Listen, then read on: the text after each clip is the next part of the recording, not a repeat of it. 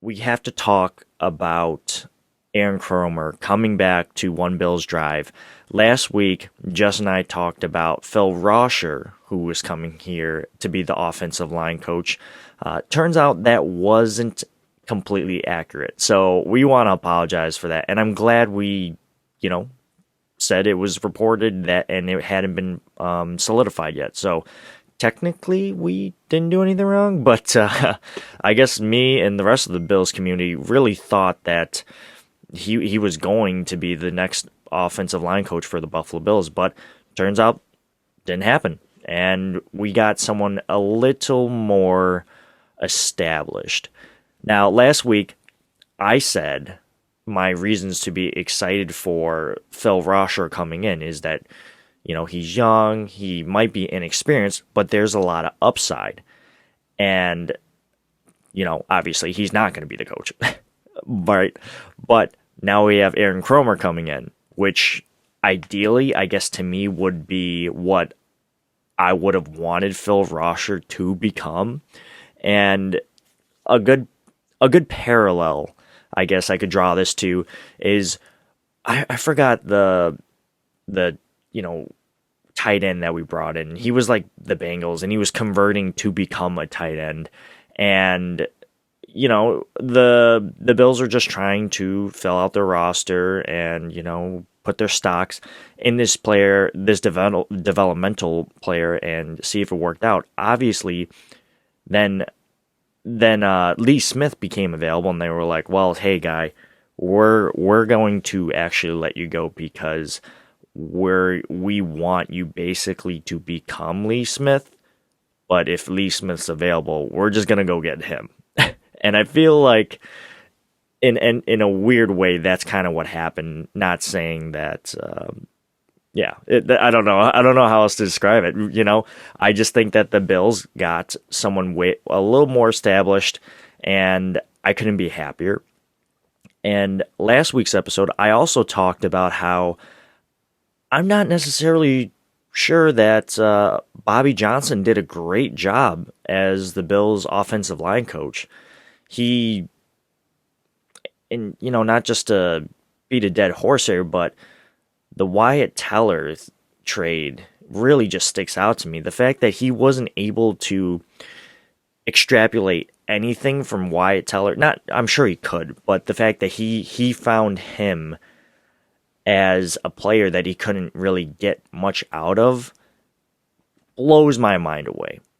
It simply does. Wyatt Teller's an all-pro, and he's a really, really good guard in this league, and the Bills traded him away for peanuts, and this is with the power of hindsight. So we think that he's, at the time, we were just like, all right, this guy's going to get cut. Like, we might as well get something for him. And at the time, us Bills fans and us content creators were like, this is such a great move because we might as well get something for him if he's just going to be a guy on the street. Well, it turns out he's not just a guy on the street. He's an all-pro. And, it didn't work out. So, Aaron Kromer, he was the former offensive line coach in the 2015-2016 season, if I'm not mistaken, under Rex Ryan. And that's when we had Tyrod Taylor, LaShawn McCoy, and that's also when Eric Wood played for the Bills last, if I'm not mistaken. And the Bills had the number one rushing offense, so that's pretty cool. But what really stands out to me about Aaron Kromer is that he was able to get the number one rushing offense with this cast of characters. But we also have to give credit to Greg Roman because he was also the offensive coordinator for this Bills offense at the time, and a lot of the running schemes and whatnot definitely, Greg Roman had his fingerprints over, and the Baltimore Ravens have been a beneficiary of Greg Roman's running attack or scheme, really. But anyways, I'm getting away from the point. So let's talk about the cast of characters that Aaron Kromer had back in 2015 and 2016. And stop me if you think any of these were elite players. Okay? Cordy Glenn, Ryan Groy, Chantrell Henderson, Gabe Eichard, Richie Incognito, and I'll put him in the, Richie was pretty good for us, until things got a little out of hand and off the field, and I'm not going to get into that, but yeah, things got out of hand with Richie Incognito. I'll just leave it at that. Cyrus Quanjo, John Miller, Jordan Mills, Garrison Sanborn, Craig Urbick, Duke Williams, and Eric Wood. Obviously, I mean, for me, the best person from that list is Eric Wood. Then Incognito? Question mark? And at the time, I guess Cordy Glenn was pretty good as a left tackle, but he just was always hurt. And the Bills, we know what the Bills did. They traded them to the Bengals, and the Bills were able to move up in the draft. So, I guess those three players were okay. Eric Wood, again, the best, but we lost him to an off-season injury, and then he just had to retire because it just wasn't safe for him to play the game of football anymore. Point being here is that Aaron Kromer was able to get a lot out of this offensive line. And yeah, the Bills also had LaShawn McCoy and Tyrod Taylor to help bolster those offensive rushing stats, but there was still success in that area. And I already know that the current Bills offensive line is pretty good with pass protection, or, above average, I'd say.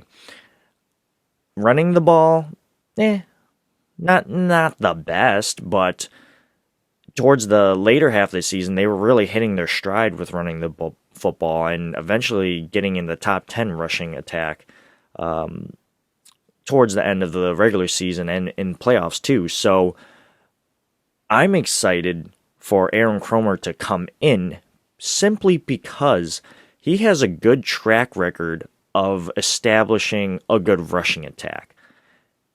Now, the Bills are a pass-first type of team, but they also really want to be a balanced team.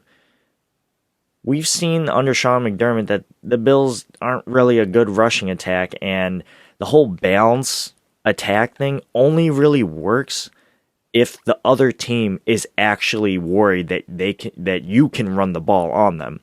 That hasn't really been a factor until, again, the later half of the regular season of this most recent season.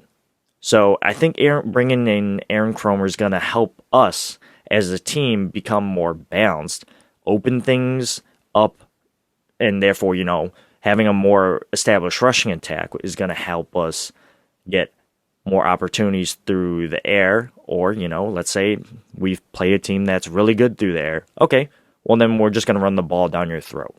And that way the Bills are two-dimensional, and that's what's up. Like, I'm all about that. Bring Aaron Kromer in, get this guy in, and help us develop these young players. And who knows, maybe he'll be able to get something out of Cody Ford. I don't know. That's great. That's great stuff to hear. I don't know if I'm missing anything. There was a thought that I had about Aaron Kromer too. I don't know. It's just pretty exciting to think what the possibility of what this offensive line can do next year. And this is what I wanted to say about Aaron Kromer.